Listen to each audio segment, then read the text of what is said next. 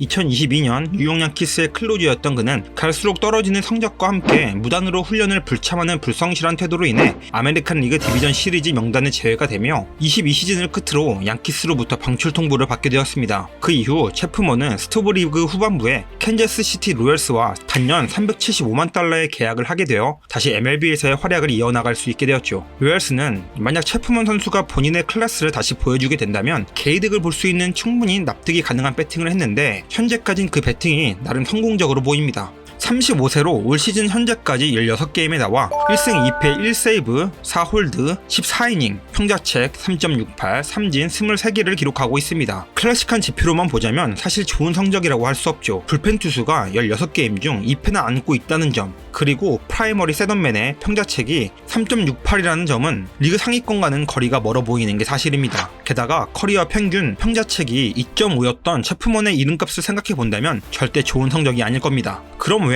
뭐 때문에 체프먼의 부활인가? 라고 떠들어대고 있을까요?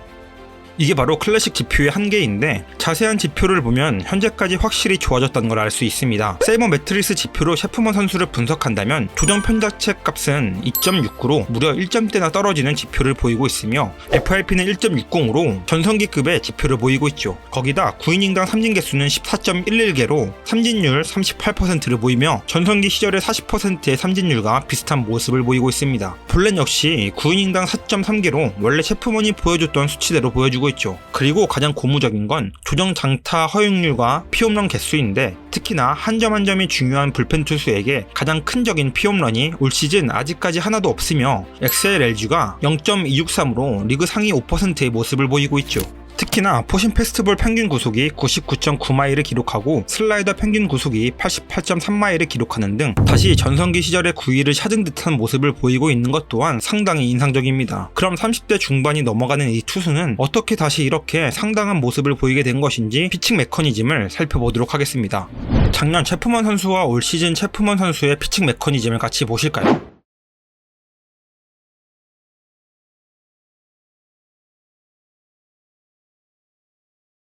어떻게 차이가 좀 보이시나요? 강력한 구속을 다시 찾기 위해 체프먼은 크게 두 가지 메커니즘을 바꿨습니다. 첫 번째는 축발의 무릎의 각입니다. 체프먼 선수는 힙 드라이브 이니시에이팅을 시작합니다. 이 기본 전제는 변하지 않았는데 에너지의 기준점이 되는 축발의 각이 더 좁혀졌습니다. 확실히 더 다운된 모습을 보이고 있죠. 단순 더 앉는 게 뭐? 라고 하실 수 있지만 이 차이는 큰 차이를 만들어냅니다. 원래 타고난 피지컬이 좋은 체프먼 선수는 특유의 탄력과 유연성 그리고 힘만으로도 역대 최고의 상하체 분리 파트와 코킹각을 만들 수 있었던 선수였습니다. 그래서 그런 엄청난 공을 던졌던 것이고요. 하지만 이젠 나이가 먹고 유연성은 떨어지며 몸의 스피드가 떨어졌고 그로 인해 당연히 구속과 구위는 감소해 갔습니다. 그 차이를 여기서 메꾸는 겁니다. 스피드가 줄어들어 가속 구간이 이전과 같지 않다면 질량 자체를 더 키우고 임의적으로 탄력을 더 만들어내자 뭐 그런 것이죠.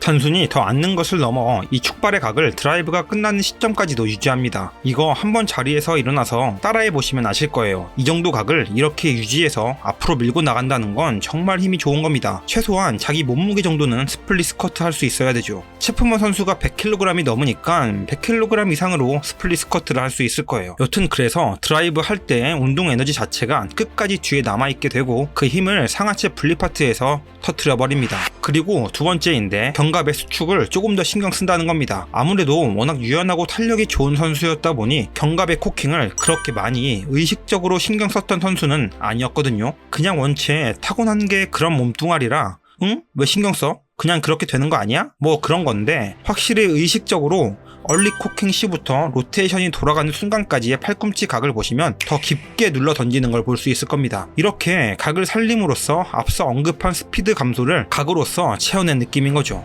살펴본 것처럼 올 시즌 다시 이렇게 엄청난 구위로 반등하게 된 이유는 있습니다. 확실히 그냥 뽀록이 아니라 탄탄히 훈련한 결과라고 보여지는 부분입니다. 그럼 체프먼 선수는 다시 완벽한 부활을 하게 된 걸까요?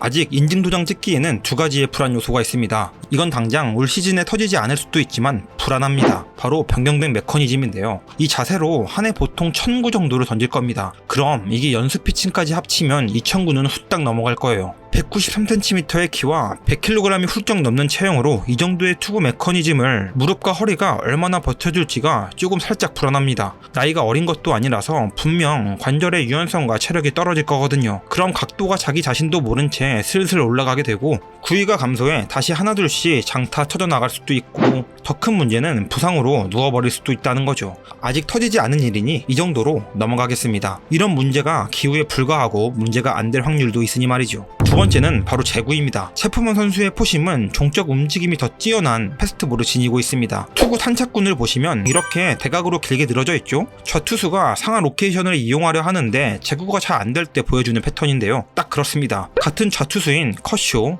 로드리게스, 유리아스 선수와 비교해볼게요. 탄착점 자체가 안정되어 있음이 보이실 거예요. 이게 의미하는 바는 간단합니다. 볼과 스트라이크 차이가 너무 명확할 거라는 거죠. 원래 저 정도의 투수였는가? 전성기 시절인 2014년과 2016년 그리고 19년을 볼까요? 최전성기 시절엔 그냥 스트라이크 꽂아 넣어도 못 치기 때문에 스트라이크 존에 넣기만 했습니다만 조금 전성기를 내려온 2019년하고 비교해도 확실히 탄착군 자체가 많이 흔들림을 볼 수 있을 거예요.